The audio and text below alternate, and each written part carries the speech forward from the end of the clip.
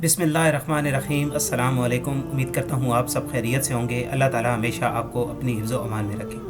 मौसमीन, आज जो वजीफ़ा मैं आपकी खिदमत में पेश करने जा रहा हूँ वो बहवाला किताब आज़मूदा वज़ाइफ से घरेलू उलझनों का हल सफ़ा नंबर 5 पर मौजूद है।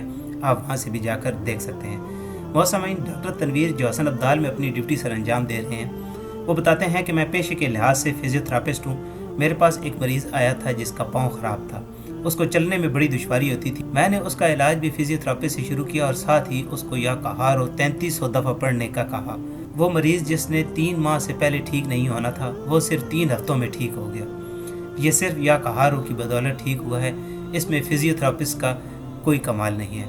मौसमीन, इसी तरह हमारे एक दोस्त बताते हैं कि मैं बहुत सी माली मुश्किलात में मुब्तला था। मुझे नौकरी से साजिश करके निकलवा दिया गया था।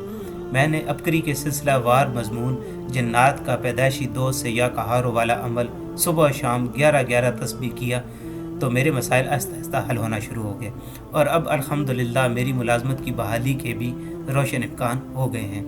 मौसमीन, जादू जन्नात जितना पुराना हो, जन्नात ने ज़िंदगी तंग कर दी हो, घर वीरानी का नमूना बन गया हो, आमिल मलंग बाबे जब जादू बंदिश और जन्नात के कड़े को तोड़ ना सकते हों, तो ऐसे वक्त में या कहारों का बकसरत हाल में विरद करें और आँखों से कुदरत का जलवा देखें। दिल बोल उठता है, वाकई ज़िंदगी माल से नहीं आमाल से बनती है।